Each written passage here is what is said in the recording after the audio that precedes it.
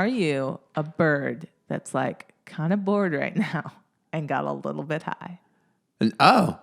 I'm a slide whistle, but that could be what a slide whistle's intended. I was thinking if it was a bird that was just birding along, chirping, minding its own business, and was on a wet tree and like slipped.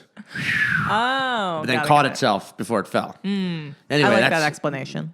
Thank you. Yeah, the man with the sounds, Sean Patton. The lady with the explanations or the descriptions.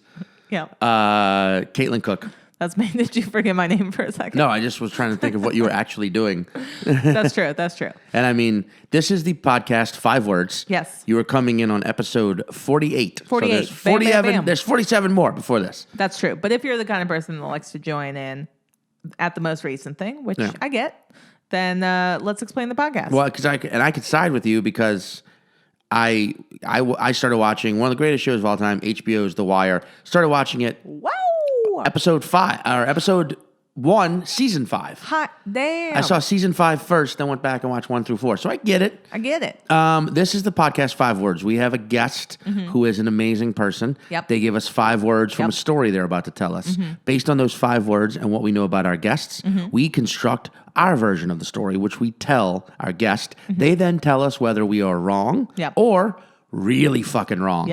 Then they tell us the actual story, we chat about it, and boom, episode in the bank, baby. Yep, that's the podcast. This week, let's just, Alexandria, Louisiana, and Tevor Noah. Those are 2 things. How are they connected? Our guest. This week's guest. Yeah, Josh Johnson. Writer on The Daily Show, Tours with Trevor. Yep. Tevor Noah. They do. From Alexandria. He's from Alexandria, Louisiana. Yep. Not Trevor, Josh. Yes. And he's a great guy, hilarious dude. Like I said, writes for the show. Yeah. Tours with Trevor's, has performed at arenas. Crazy amount of people to perform comedy in front of. He's very funny. His story is super crazy too. Like I want to see it as a short film. It is. It's a great story. It is. And also, Josh happens to live 4 blocks away. What'd you say? 3.6 blocks away. 3.6 blocks away from our apartment, but obviously we can't see each other. So apologies for any audio issues. We did this via Zoom. And remember, Zoom was just chilling. And then a bunch of comedians and podcasters converged upon it. Well, let's not get into Zoom right now. All right. But we hope you enjoyed the episode. Sean, do you have things to promote? This Friday. We got things to promote. April 10th, we're launching a show on holdthephone.tv. On Twitch. It's called Live at 10:33 Variety Show. Yeah. We've got a musical guest, Chris Funk from the Decemberists. We're waiting for our comedic guest to confirm. So right now, just special guest. Yeah. And if you look at our podcast lineup, you know we're going to get a good fucking guest. Hell for yeah. you. We got one already. So that is Friday at 10:33 Eastern Time. PM. Yep. So break it down. 9:33 Central, 8:33 Mountain, 7:33 Pacific. Damn. And if you're listening from outside the U.S., I'm sorry, you've got to figure it out yourself. Yeah. You know. So please join us and watch. And also, if you are around on Tuesday nights at 9 p.m. Eastern Standard Time, and I will not break that down for you because it hurts my head, please join us for Good God every Tuesday. This week we have John Daly, Lisa Traeger, Stephen Castillo, AJ Holmes, and Irene Chu, and it's going to be fucking dope. So that's also at holdthephone.tv. What time is that at? 9 p.m. Eastern. So 8 p.m. Central, 7 p.m. Western or Mountain, and 6 p.m. Pacific? Yeah. Boom. Gotcha. Okay. Well, it doesn't hurt your head. It hurts my head. But thank you for listening. Watch all the live streams, support live streamed comedy, and enjoy. Josh Johnson. Whoa, whoa, whoa, whoa, whoa, whoa, whoa, whoa. And here we go. I'm not good at starting or finishing anything. I've learned that about myself in life. I'm awkward as hell when it comes to starting conversations or walking away from conversations. But you get me 10 minutes in to like 30 minutes into a conversation in the middle. Oh man, I'm fucking hot. Yeah. I would be a shitty filmmaker because people would either walk out of my movies before they really got going or leave just like, what happened? But the middle chunk would be amazing. You know, relationships. I'm bad at starting them and I'm awful at breaking up. But Caitlin, right now, we're in the middle of one. It's going pretty good, right? I might want to break up with you after the beginning of this one. after that rant. Yeah, but now it's really funny not introducing our guest right away, because obviously if you're watching the video feed, you're just sitting right there like waiting. So let's introduce Josh Johnson. Josh Johnson. Hell yeah. I wasn't sure if I should talk yet. You know, Yeah, I just, that's why you were on a thing about your beginning, middle, end, and I want to ruin that, you know. Yeah. Well, you're already a very in shape guy, but this headgear I like, and this shirt with the flower on it, you do look very like you're coming to us live from like a Tibetan retreat. Oh yeah. Like so you're it's funny, the hat is Daily Show and the shirt is Trader Joe's. So like I knew I recognized that logo. Yeah. Two places that have your yeah, where I've worked. I wish I was wearing like something like Aldi scarf or like a Julia's Mexican restaurant apron or something. Yeah. What's the weirdest place you've worked before comedy stuff? It's a good question. I did a lot of odd jobs to save enough money to get to Chicago. So then that all rolled into one, because like I got the job at Julia's when I was like 16 maybe. And then I worked there all the way until I was like 22 and ready to move to Chicago. Nice. So they had me for a long time, but then that was in my hometown, and my college town was where I would do the odd jobs. And I think the weirdest one, and I actually like wrote about it in like it's never been produced or anything, but I wrote about it as like a sort of an episodic sketch thing. We were moving one time. I would just do any like odd job. People would like let other people know I needed some cash and stuff. And a friend and I were helping this guy move who we didn't know. He was like a friend of our like boss. And I am not totally sure that we weren't robbing a house. It was too, like he wanted us to move too quickly, and it was like everything was frantic and he didn't want us to grab everything. And so I was just like, after a while I was like, hey, I don't know if this is like on the level. Like I didn't say that to him, but I was just talking to my friend because even there were like important things that he was like, leave it, let's get the other thing. Wow. And like, no one needs to move this quickly unless they're either like going into witness protection or they're robbing a house. So did you get paid though by him to help rob this house? Yeah, I mean, he paid very well by the hour. Like it was definitely worth it. That's really funny. But it was in CD players and DVDs. That's what the payment was. You would think you would for as much as he was rushing us, because there was clearly no plan either. Like he was just making us put stuff in his truck, but hadn't thought any of it through, and then was freaking out when the truck was like getting too full too fast and everything. That when he pulled out cash, I was like, oh, thank God. Okay. Dude, I remember when I was 11.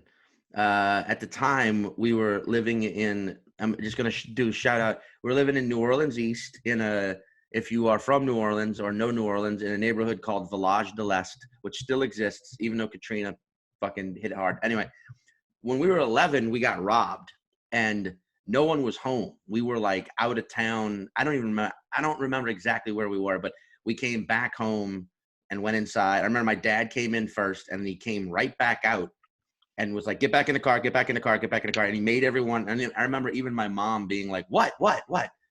And he's like, just get back in the car. And we all got back in the car and drove to a Shoney's, which I don't even know. Yeah, exactly. Josh knows what a Shoney's is.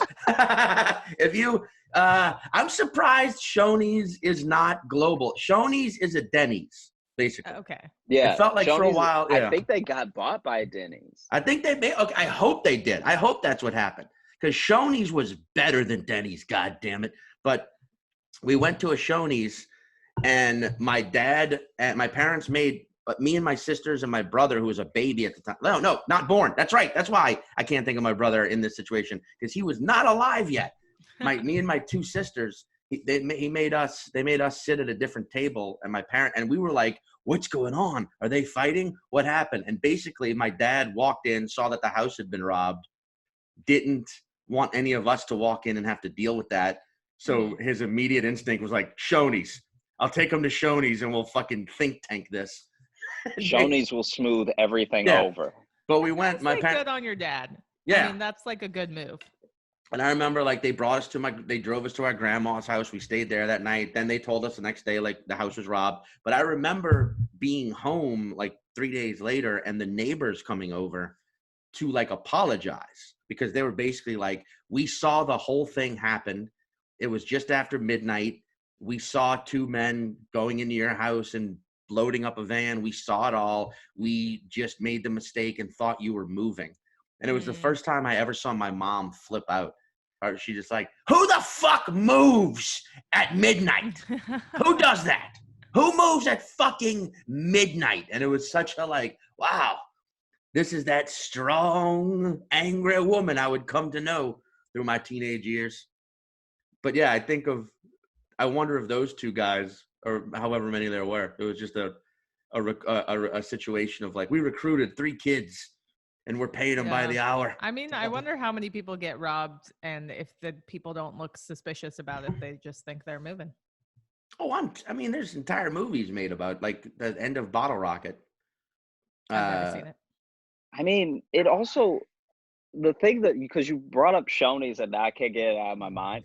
It's a shame that like the Shoney's in the world, the internet catching fire and like really taking off, and Shoney's being like a big thing didn't cross paths because you know how many like IHOP, Waffle House, Denny's, like fights you see on YouTube, just compilations of like Waffle House fights and stuff.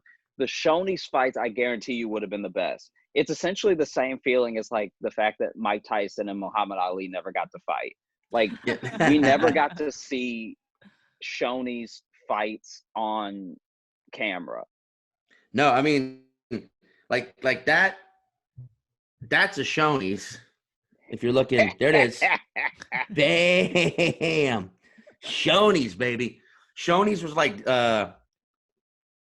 Denny's 1.0, but better somehow. It was just like, it felt like it was the same thing as like a Denny's or an IHOP, but it had a salad bar. So Caitlin, you would have loved this place. It had just like a perpetual salad bar. Did it feel like a Sizzler salad bar? You guys ever go to Sizzler? I went to a Sizzler's once. To me, it wasn't like Sizzler's. What's crazy, okay, the Shoney's in Alexandria, Louisiana turned into a Denny's. Right. Then it turned into a not a red, it was like not like a Ruby Tuesday, but it had red in the name, but I can't remember what it was. It was kind of like that. Still a Red Robin breakfast food. Yeah, maybe a Red Robin. Red Robin, maybe. Yeah. Still like serving like mostly breakfast, whatever. Right. My family got food poisoning when it was a Shoney's and when it was a Denny's. Represent, dude. That's like the same, because they had the same staff with the same dirty utensils, you know, with now that we're all way more aware of washing our hands, definitely not washing their hands enough.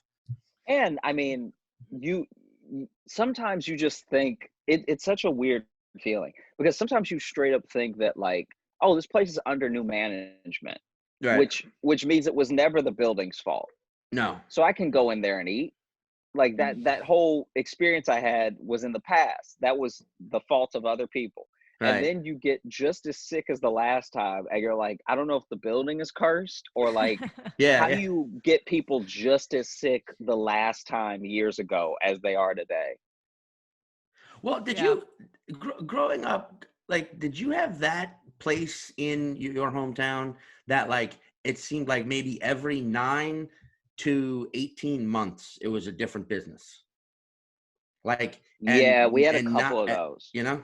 Yeah, where it was like, it was a Waffle House, then it was a pharmacy, then it was a movie rental place, then it was a Waffle House again, then it was like a coffee shop, then it was a fucking veterinary clinic. You know, it's just, and it was just like nobody, you wanted to just, every time it closed down, you wanted to like stand out there and be like, nobody buy this place. Something's wrong. Because there was Do anywhere not rent that here. has like an industrial, like, is industrial kitchen even the right terminology? Anywhere that like already has a kitchen as a storefront, I feel like people are like, well, that was half the battle, getting all that equipment in there. So then I guess it's cheaper, but then they get in there and then they're like, oh yeah, there's no foot traffic. That's why all the businesses before this failed. Yeah.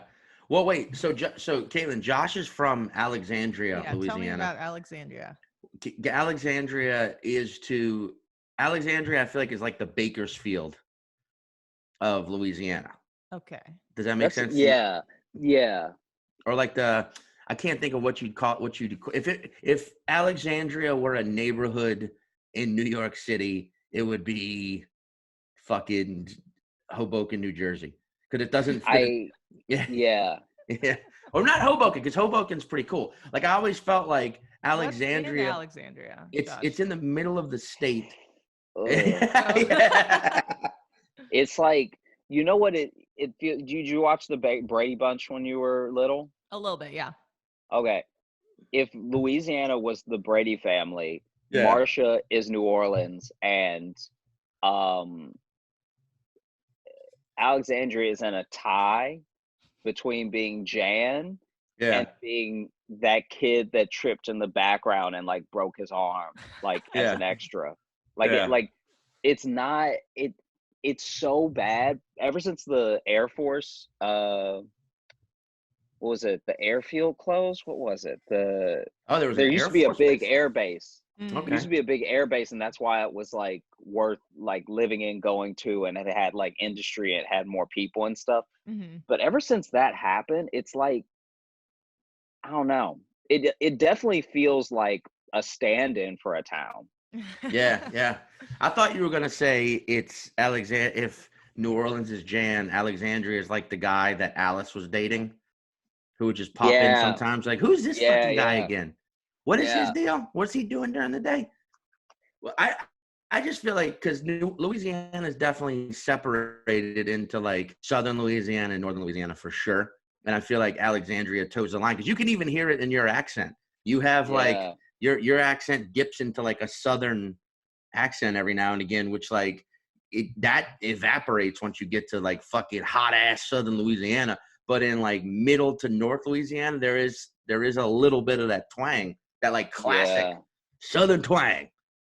And it's also just terrifying because there are a few things that have shown me the hierarchy that people will create out of nothing. Like there's the two examples I can think of. One, I did a college show at this technical school. And in the science, so this is only a technical school, but it's like high end. So it's all sciences. So it's not like we're teaching welding or anything. It's all like biochem, all this stuff. Right. And amongst all of them, they still had a very real hierarchy of like who was the nerdiest and who deserved to be bullied. And and so it would be like, what was it? I think the bio kids were like treated the worst. Oh, no. And then chemistry was right above biology. And then there was a guy, I can't even remember what he did, but he did a thing with like a very long name. So I just give it to him. God bless him. And he went, the chemies aren't even really doing science. Damn. That's and he looked at me with a straight face. And then I was like, so what do you guys like? Because it was also small enough to still kind of be like a high school. Like I think it was only like 2,000 kids maybe, and about 1,500 on campus. And so if you're like a bio major, they'll straight up slap the books out of your hand and be like, fucking nerd. Like it, Jesus. But it's insane. I love the idea of like a bully hierarchy amongst the bullied. Yeah. You know what I mean? Like in like, my high school and they couldn't even register it. Oh yeah. My high school was kind of like that because I went to a music magnet. So like we were in a much larger public LA school, but the people that we were in classes with were like the choir kids, the jazz band kids, the kids in the musical, the kids in the drama department, all of that. And still you had like the ones that were the stars of the musical or like the top in the jazz band were like the cool kids. And then like people that couldn't even make it into those groups were the bullied. But of That's course insane. it was the bullies bullying the bullied.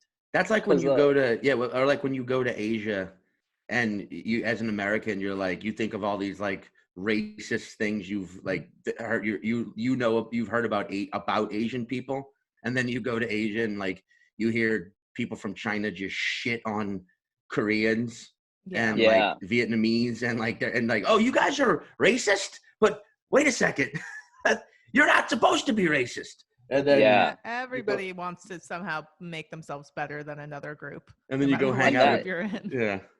Because that was the second time I've seen it in a world that blew my mind was in Louisiana.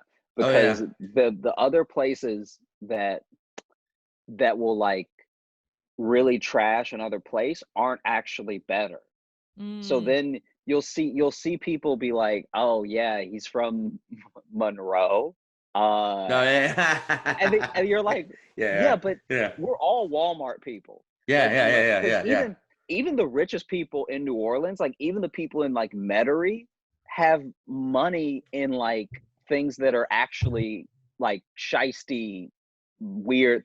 It's like you're so rich in Metairie because you own graves, like a crazy person. Like your money comes from graves. You're not better than anyone. Right. And you spend your money on, they spend their money on like houses with obscenely huge yards so they can stay away from all the people of color, yet they hire those people of color to tend the yards.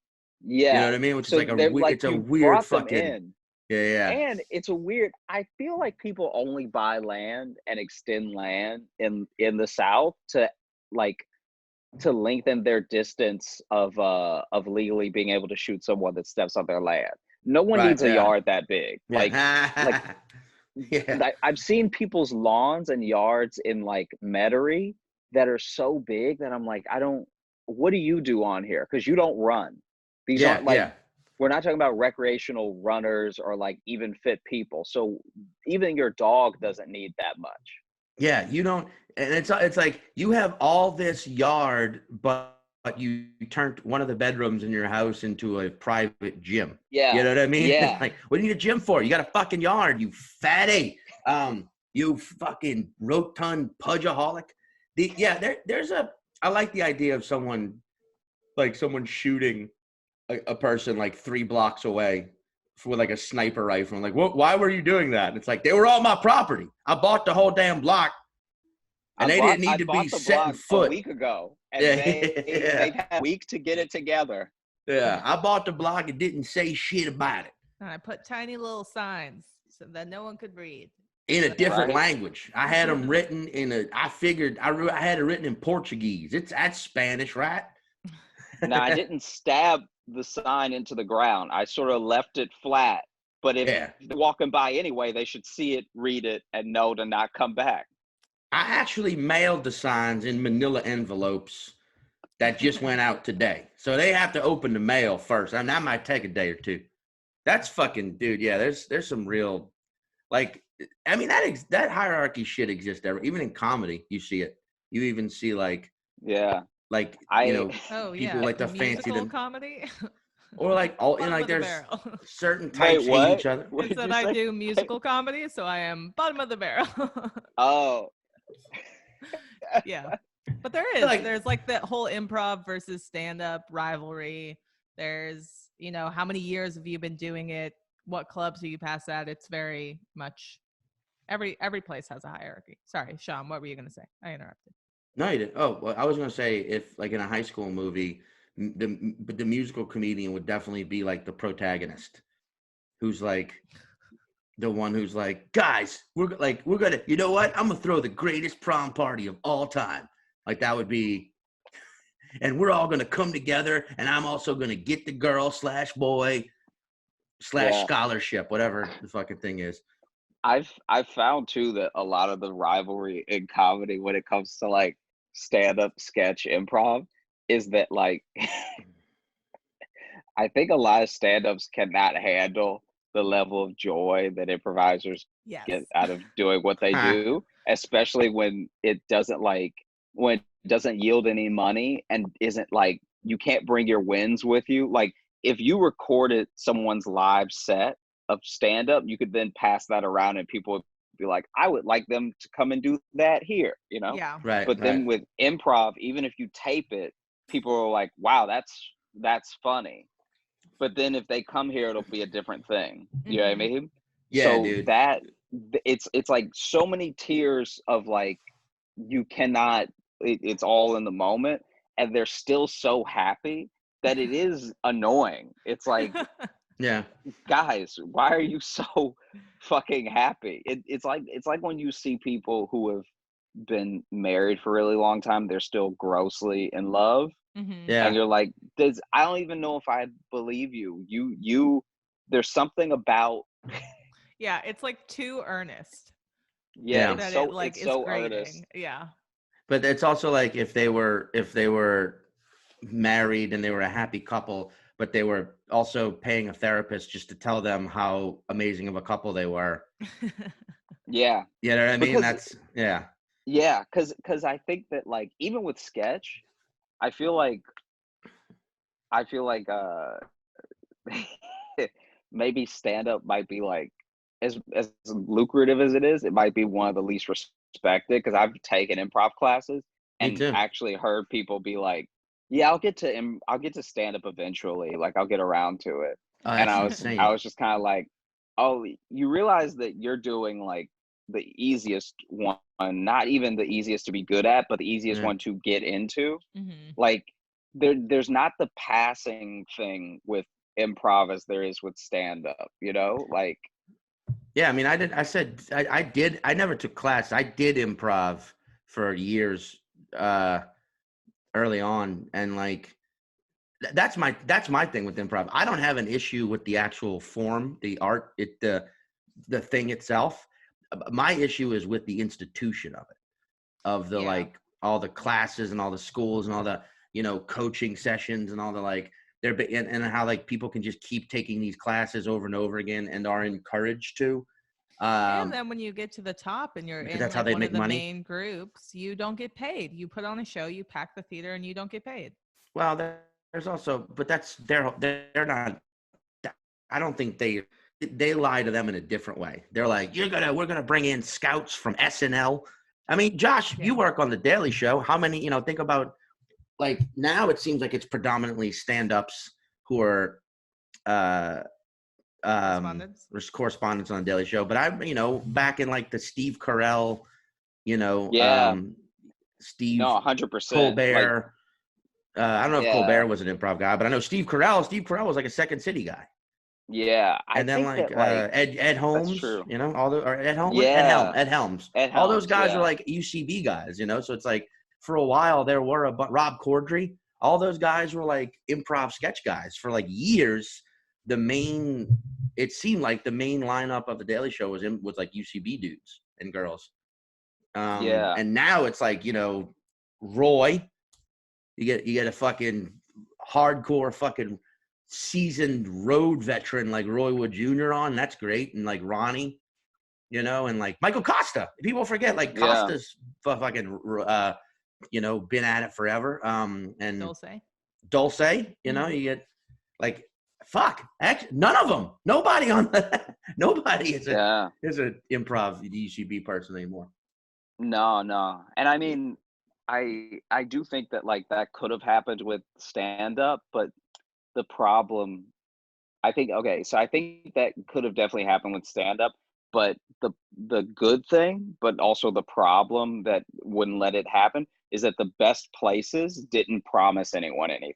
Does that make sense? Yeah, certainly. Like the seller doesn't promise you that you're going to be shit, like at all, The seller just makes it to where it's like you just getting on stage is the accomplishment here. Yeah. Yeah. And so then the Second City and UCB and stuff made such a show of like they're like the Whole Foods of comedy, because Whole Foods doesn't tell you that they're healthier than everyone, but they do let you assume it. They do Yeah, they do like yeah. they do let you like, I don't know. I mean, I know it's an apple, but maybe it'll keep you alive forever. I don't know. Pay $8 for this apple. And so Yeah. Yeah. that's what they kind of do, because they never tell you they're going to make you famous, but they do put up like a curious amount of pictures of Tina Fey on the wall. Yeah. Yes. Yeah. That's a good point.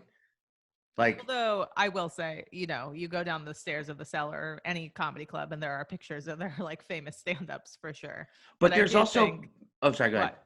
Oh There's yeah, all, no, but I do think that's definitely true. It's like you go to their website and there's a lot of just like you could be this, but there's never any like look at the numbers of all the people paying us money to be this one person that like actually made it. You know. Yeah. what's also funny about the Cellar is how many pictures of like non-famous, like non-household Yeah. name. It's because I will, one of my fucking favorite times ever, I was going to the Cellar and I thought I was late for a set. So I shot down the front stairway and only to hit, as soon as you walk in, to hit like a line of people waiting to be sat. So I was like, oh, fuck. Okay. Because I was just going right into the showroom to just check, to just be like, I'm here. And then within milliseconds behind me, 2 more people were in line suddenly. And I was like, you know what? I'll just wait in line to get in like a civilian. And like, I remember I pulled my phone out to check at one point and I hear someone go, put your phone away. And I turn around and it's Liz, the manager, being like, and she looks at me like, what are you doing in line? And I was just like, I'm waiting in line. And I pretended to, put my phone away. But it was funny just hearing people look at all the headshots and be like, oh, wow, Michael Che. Oh, look, is he done? Oh, my God, look. Oh, God, Louis. Oh, David Tell. But then to hear people be like, wait, Patrice O'Neal? Oh no. And like shit like that. And you're like, Yeah. that person just say Patrice O'Neal? And then like, Yeah. yeah, and you're like, it's Patrice. You want to turn around and be like, Patrice. And then like, but to also hear them be like, Billy Burr? Oh, is that Yeah. Bill? Is that Bill Burr? And it's like, because his headshots real fucking old in there, and it says Billy Burr. I really enjoy looking at all the old headshots whenever I'm in a new comedy club. But hear like the old ones where they're like, who? But hear them not recognize people. Like, who is Rick Crom? And you're like, do you watch comedy? It's just fucking funny. I'm like, oh my God, who's Brian Reagan? And you're like, wow, man. But especially people like yeah, I think people not knowing, and the fact that there's so many of people who like made it in theory but aren't like household names, so then you'll see like an old George Wallace headshot and you're just like, wow, like that's crazy. That always cracks me. I mean, that always fucking cracks me up. Just the people of like, oh wow, look, President Obama. Look, it's President Obama, but it's a picture of Mark Maron interviewing President Obama. And you're like, Maron's still pretty fucking pretty big, but people are just like, oh, look, President Obama. And you're like, damn, Mark would hate this to hear people just acknowledging the picture of the president, not him interviewing the president. I wonder what the trends will be in our headshots of today that we look back on and they're like, that's so 2000s or whatever. Because I love looking at 80s and early 90s headshots. I hate headshots. I hate taking headshots. I hate everything about headshots. I wish the idea was just to get as fucking stupid and creative as you wanted to. Just like go take a picture, like draw my face in chalk on the sidewalk. Take a picture of that. That's my headshot. I don't fucking know. Anyway. So it's time for us, Josh, to move in to the segment of your story, brother. Yeah. Okay. Can you tell us your? Yeah. Can you tell us your story in 5 words? Let's see. So I'm looking it up right now. Let's see. All right. I'm gonna find it for you. I've only had this entire time to prepare. That's all right. That's what we like. Okay. So, first word is concussion. Second word is lacrosse. Third word is gym. Fourth word is distance. And fifth word is separation. Cool. Cool. Okay. Cool. So All right. I think this story is knowing you. You're a very heady guy. You're a very intelligent human being. Growing up in central Louisiana, there weren't many ways to challenge yourself, intellectually there. So you decided you were going to challenge yourself physically, physio-intellectually, which is a word, I promise, by giving yourself getting a concussion on purpose. Yeah.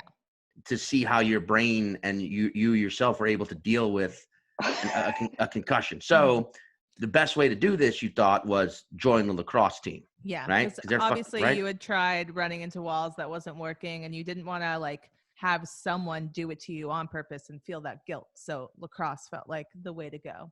They're gonna check you in the head with a fucking lacrosse stick. This will be simple, right? But the problem was no one was taking swings at you, because at the time, you were younger, you were a scrawny kid, and everyone just felt bad. And the lacrosse coaches were like, we can't even put him in the game. So you're not even playing. You're not even getting any fucking stick time in to get hit in the head. And you take this as another challenge, knowing you, Josh Johnson. You say, well, fuck that. I'm gonna hit the gym and bulk up. So now they have to start me and have to put me in the game and have to take swings at me, because I'll be the jacked dude on the team. Yeah. So you get super jacked, but Super then jacked. they finally put you in the game, but everybody's keeping their distance because they're now afraid of you because you're the jacked dude, Yeah, you went too far. You got too fucking ripped. And now people are afraid to take a swing at you because they're like, I don't want that guy. I don't want to be on that dude's bad side. Fuck that. And through this all, you have now, you realize, fuck, this is a waste of time. You quit the lacrosse team, and you find out through all these attempts to actually get a concussion, have learned every single way to prevent yourself from getting separation there to finally right. get perspective on that. Right. You've separated yourself from the pack and realized, I got to get the fuck out of Alexandria. And that's the story. That's the story. Did we nail it? The time you attempted to get a concussion through playing lacrosse, weren't getting started, so you hit the gym to bulk up so they'd start you. That, of course, backfired, made everyone afraid of you, and you realized through all of this intimidation and time spent learning about concussions, you were now smart enough to know how to not get one, realizing you were too smart for the state of Louisiana, where head injuries are very rampant.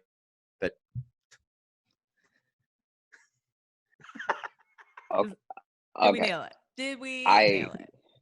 I feel bad saying this, but no, you did not. That was not that. There are parts of it that are pretty close, but they're just not on the, when you set someone on the right path but the wrong direction, so then they, Okay, fair enough. Can you tell us the real story? What's the real story? So in college, so learning everything. Okay. In college, I met someone, and we were not dating, but we were friendly, hanging out all the time, spending all our time together, all stuff. And in the course of that, it was getting to the point where I was like, hey, should I like ask her to be my girlfriend, And then I get a text message from her saying, can you meet me at the student union building? And so I go over to meet her at the student union building, and she sits me down, and she's actually wearing a blue dress that is a fave, and she knows it's a fave. So in my head, I'm like, wow, maybe she's gonna ask me, this is gonna be crazy.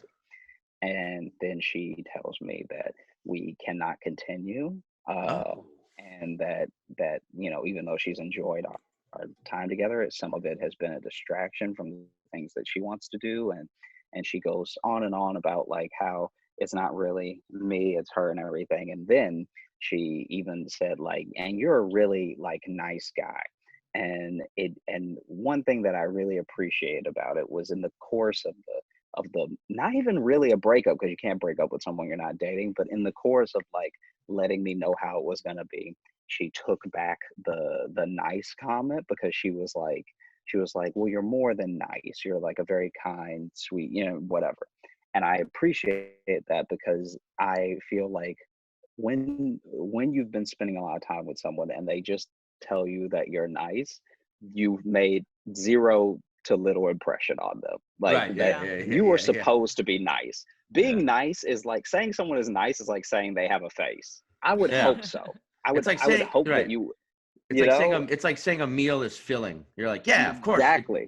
That was the whole point, you know? Yeah. And so then, I sort of like, took it on the chin and was just like, oh, okay, I see. And then she was like, I hope we can still be friends and we can still like hang out from time to time. I wanted to let you know. I was like, I appreciate you letting me know. And so I left and I was like pretty bummed out because it was like an almost thing, I had like set my expectations and everything really high. And so I did what all my friends did when they were heartbroken, and I just took to the gym. I was like, I'm going to get ripped because then ripped people don't have feelings. And so I'll just pump all the feelings away. Yeah. And so maybe a week goes by, I think it was exactly a week goes by. Right. Right. And I get a text message from this same person, right? Can you meet me at the student union building? Right. Oh shit. And so in my head, I'm like, all right, like it's working. I'm already getting ripped, and she's noticed the kid. You know what I mean? Like she's changed her mind, whatever.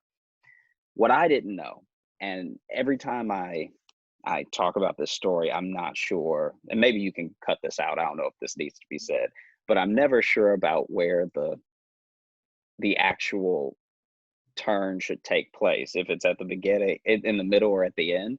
Mhm. What I didn't know was happening, and what I wouldn't find out until a long time later, is that she like played lacrosse on this like intramural team, right? And while she was playing lacrosse, she had gone for a run and was really like breaking away. And then she looked back, and when she looked forward again, she hit a pole, and she hit the pole so hard that she almost flipped, right? Whoa. So she had to be rushed to the hospital, and it turns out she had a concussion. With concussions, depending on how severe, you can lose a lot of time. And she lost all of the time up until right about she broke up with me. And so What? she sent me a text message saying, can you come to the student union building? I was like, okay, wow, this is gonna be great. Like she's changed her mind and everything. And I go over to the student union building. She's on the same bench with the same dress, and I sit down next to her, and she's like, hey, we can't continue. Like we can't. Oh my Like God. and I was like, what? And she's like, yeah, it's not you. It's just I've enjoyed our time together, but it's been a distraction from like a lot of things that I want to do. And like, and don't get me wrong, you're like a really nice guy. Actually, I shouldn't say that. It's not just nice. You're very sweet and kind. And I don't know what's happening at all. I'm like, in my head, I legit think it's a prank. Like I think I'm being made fun of, because I'm like, and I'm getting really upset. And I'm actually getting as upset as she thought I'd get the first time. But wow. I do have a lot of respect for the fact, so much is at play here. Yeah. One is that she lost time and she forgot a lot. She forgot a whole week, but she didn't forget that she wanted to break up with me. Yeah, right. And so yeah. the other thing that she must have rehearsed past concussionable shake was the speech, because it was like almost exactly the same. It was like harrowing. Like it was like clearly memorized, right? And then I sort of like storm off. And this time we don't have like at least the first time it could have been like amicable and everything, because I handled it so well. But this time I was so upset that it was like, okay, I'm not going to talk to this person if that's how they react. But I'm also coming from a place of like, what just happened, Yeah. Because and so I didn't even tell anybody about it because I was so embarrassed about it for so long, until like months later, maybe even the next like school year, I mentioned it to like a mutual friend, and he told me, he was like, oh, that makes sense, because she had hit her head real hard. And I was like, oh, okay. Wow. Dude, this is like 50 First Dates, the sequel. Yes. Oh where my it's God. like Yeah. 50 last dates, where you just have to keep going through this over and over again for her psyche. Right. I thought you were going to say she hit her head. So I honestly thought, I think, Caitlin, were you feeling this? That you What? said you were going to say she hit her head so hard that she like wanted to get back together. No, Like she no, Wouldn't no. doesn't that I be? remember. thought that, yeah, Yeah, she I was didn't going with remember the breaking up again, but I think it's so interesting that she like purposely wore this dress that she knew was a her favorite, breakup and then like dress. had, yeah, and then like Yeah. had rehearsed this speech, and like throughout all this was like, no, I need to break up with Josh. Damn, Yeah. that's so I crazy. also, dude, that's such a like. Also, by the way, I think you might have just discovered the ultimate response to when you're being dumped. Is just go to the person and be like, wait, what are you doing? You already did this like a month ago. Even if they didn't, just like just That would be just to very fuck with funny. them. Yeah. Where they're like, I just don't think we should see each other anymore. Just like, wait, what are you doing? We already did this like a month ago. Just like Yeah. psych them out to thinking like, yeah, 1 month ago you dumped me. What the fuck are you talking about? Did you hit your head? And just And have them then, freaking out about whether or not they No, that's have such a brain mind damage, fuck. just to and get then back at him in the moment. and then you're like, they'll be like, yeah, but we had like dinner date plans. It's like, yeah, as friends. Yeah, as friends. Like, what are you talking about? We were watching a movie last night. That was a month ago, Riley. I'm giving this person's name. I'm naming her Riley. Riley, that was a month ago. What the fuck? That's Oh, so dude. crazy. Caitlin, if you ever, if oh man, this is Josh Johnson with the hot breakup advice. Just pretend in the moment like the person breaking up with you has suffered a concussion. I also completely understand your reaction the second time, Josh, which is like, of course you think you're being pranked. That's Yeah, so, because yeah. why would it be the same words? The That same part, yeah. words, the same text message, the same dress. Of course It that's a prank. because it's either like because it also goes to show like how much thought people put into stuff like this sometimes because there's I don't know if I could even recreate it if I tried. Yeah. If you were to sit me down and be like, hey, I want you to try to like completely recreate everything about the breakup as much as possible for money, I'd still be like, I'm going home with nothing. I Dude. don't remember the day, the location, the Yeah. whatever. Because it was also the fact that it was like a two stuck out in my head because I'm like, wow, what did you think was happening in those? Because have you ever seen like do you ever watch UFC fights? I try. I mean Caitlin's not into it, but I whenever I like I really wanted to watch that the most recent Conor McGregor one. The, Oh yeah, Cerrone, yeah. yeah, but you know what I do watch a lot of is UFC knockouts because I love that Yeah. shit. Well, Yeah. here's the thing. That's really the meat of what I'm talking about. So Yeah. if you get choked out Yeah. for like a extended period of time, or if you get knocked out, you'll lose at least anywhere from the last 10 seconds to the last like 20 minutes, Wow, right? okay. And that's like Okay. immediately. So Right. there's instances of guys getting knocked out, and then when they get woken up, especially if they get woken up by the fighter who knocked them out, like tap on the face, whatever, are you okay? They'll Yeah. start fighting again because they'll think that they're Whoa. still in it. And so it's crazy to think like, okay, in one part of your mind, you know that you came home from the hospital, people are taking care of you, all this other stuff.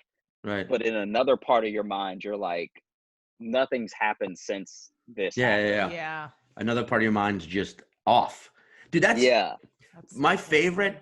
favorite UFC style knockout. I should show some of these you, Caitlin, is when the person gets it's like a clean hit and they fall, but something happens to where their body, they'll like contort like that, you know, like No, I don't and want to watch it's this. like a simultaneous, like half of their brain, there's one side of half of their brain that's like, all right, we got hit too hard, we're shutting down for a few seconds. And then the other side of their brain's like, no, we're still up. And they come together to make like a moment. Which is Like if yeah. you like, okay, so face that Sean is making aside, Yeah. if Mhm. you train enough, that will happen to where like there's actually a very funny video. I'll send it to you. Please. Kevin Lee is fighting Edson Barboza, and Edson Barboza has like the strongest head kicks in the UFC. So basically, potentially the strongest kick in the world. Like when he kicks someone, you can hear it no matter where he kicks them. Oof. And he goes to kick. He goes to do a spinning back kick to Kevin Lee's head. Right. He only grazes him. He doesn't even like hit him full contact, and just him grazing him makes Kevin Lee do this chicken dance for 15 seconds because his body wants to just fall. Yeah. But his mind is like, you have all this training and all this balance and stability training and all this conditioning, everything. Yeah. So then his body is just like putting the foot anywhere it can that's still on the ground. And he manages to come back and win the fight. Wow. What? That's crazy. All right, I'll watch this one. Yeah. It's so funny. It's like a full-on chicken dance, and then it had people as an internet challenge trying to dance like it. Damn, dude. All right, I'm gonna do this. I'm gonna look this up. So I watch those videos all the time. I've had like fantasies about fucking like shitty fucking audience members like approach like trying to talk to me after shows where I had to yell at them or where they had to get kicked out, and I just throw one of these like insane like roundhouse uppercut situations and just clean like, because those are my favorites too, where the person's out cold while they're still standing. Where they're just, I think it was, like it was Anderson Silva kicked Vito Belfort. Oh yeah, dude, he just in the face. Yeah. That's a great clip. But it was like Kayla, if you haven't seen it, it's essentially both of them are squared up like this. Yeah. Right. And then out of nowhere, like Anderson Silva just front kicks him like that, like just like like a kid would kick you.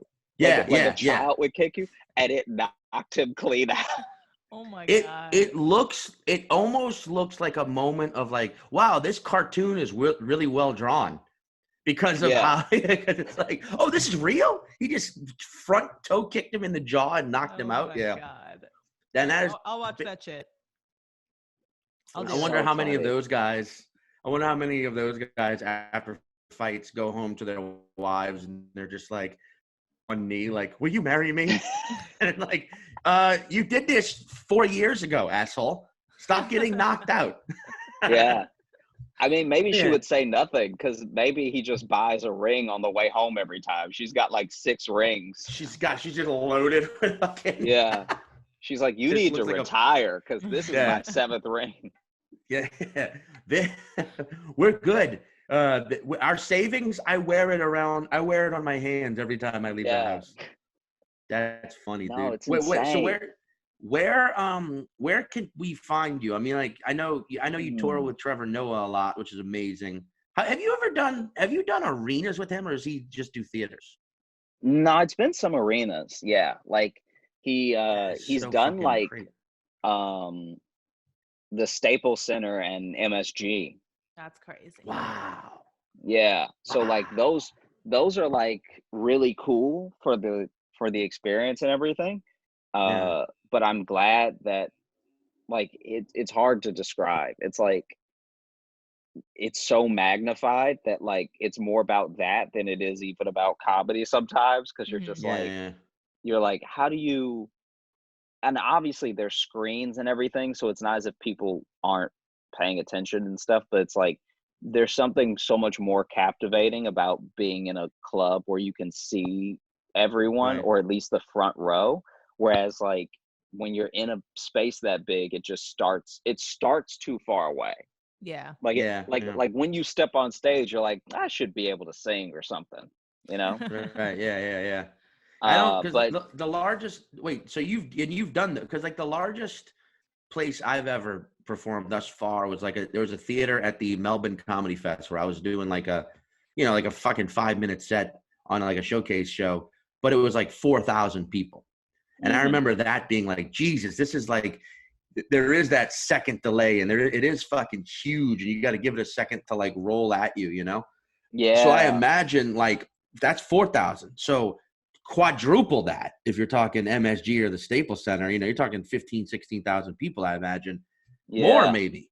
Like that's got to be insane, right? That's just like the timing of it all.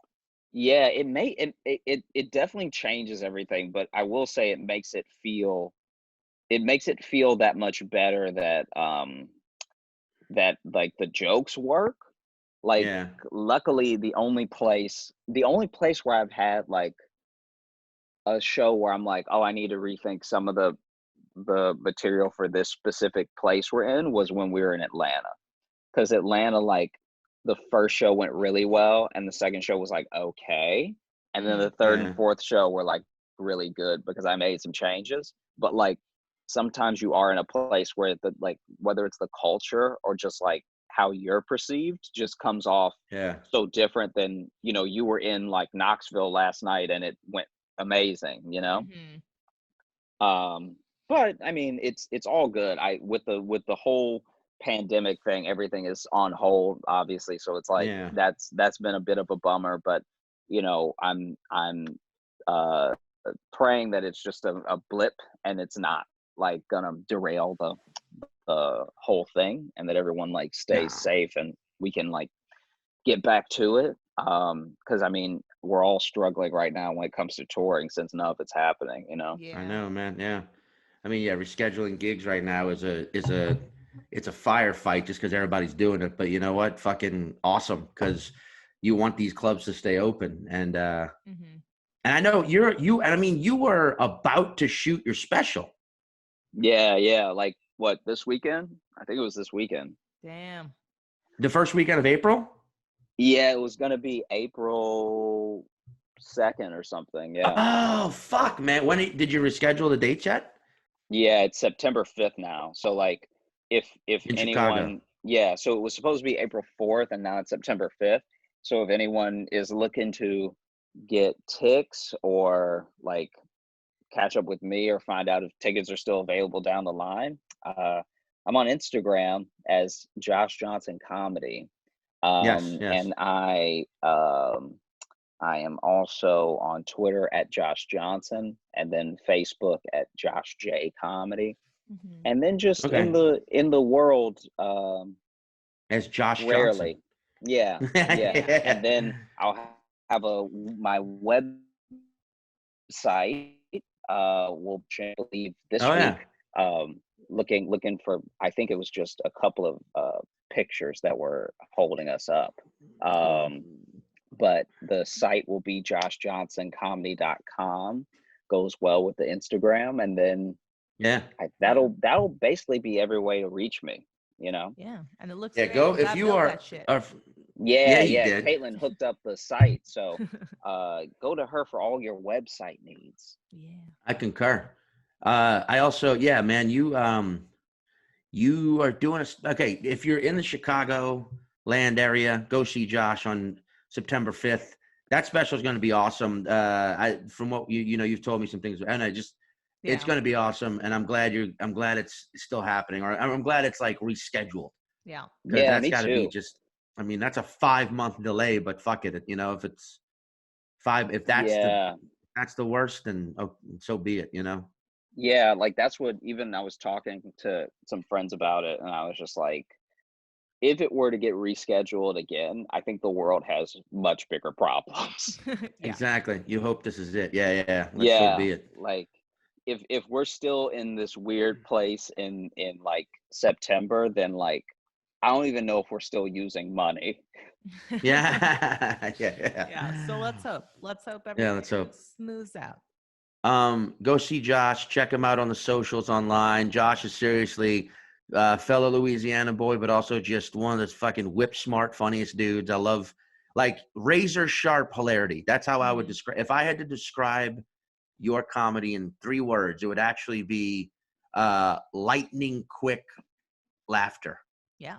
Oh, thanks, man. Very, very, very like a bolt of lightning. You see it and you go, and then there's a clap of thunder, and cats get scared and run away. Yep. But I'm not gonna lie, I don't know if I got to talk to you about it. I really enjoyed your album. oh, thank you. Yeah, man. Thanks. Yeah. Go listen to Sean's album Listen, Scuttlebutt.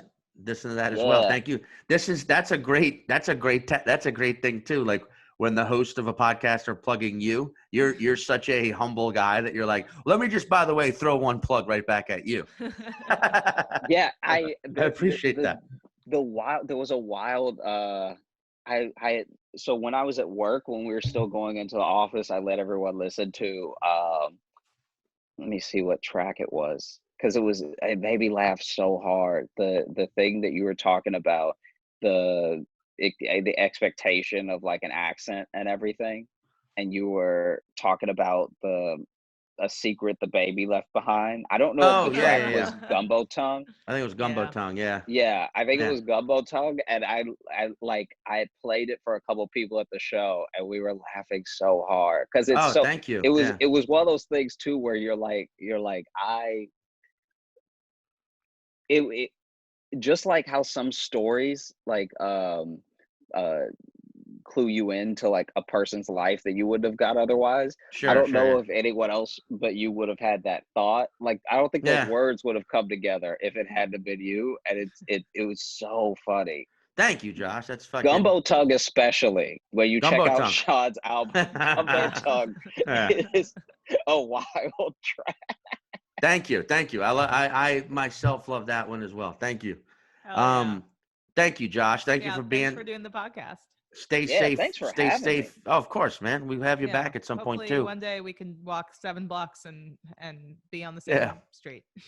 Yeah, Exactly. yeah. We're so Sally already knows how to cook, my girlfriend, but I am also trying to learn to cook. So I will be able to cook something for the both of you by the time Hell we're out of yeah. this. Once we expand our social distance circles, let's do it.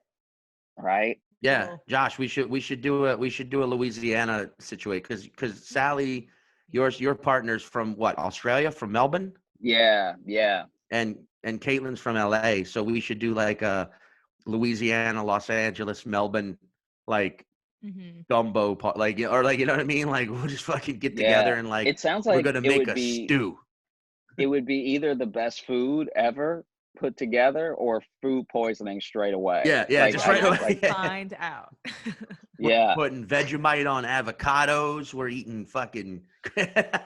Oh man, that shit makes me want to scream. Oh, it makes me want to scream in joy. I love it. I'm one of the few. You like it? I love Vegemite, dude. I fucking love it. What do you It's disgusting. I know. It's like it's also like I drink coffee black and room temperature. I love that like bitter, sharp, like that. And it's to me, Vegemite's just like black coffee you can spread on toast. I love it. I feel like you're gonna tell me in a second that you just eat hot coals. Like what else are you into? He loves anchovies. That's crazy. Wait, what do I like, Caitlin? Anchovies. Anchovies. Fuck yeah, dude. I'll eat anchovies right out the can. No. Hell yeah. Anyway, all right, dude. Hey, thank you very much.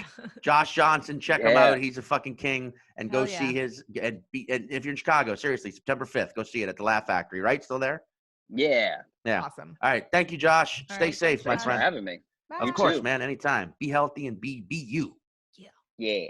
If you get a concussion, remember to break up with your nut boyfriend.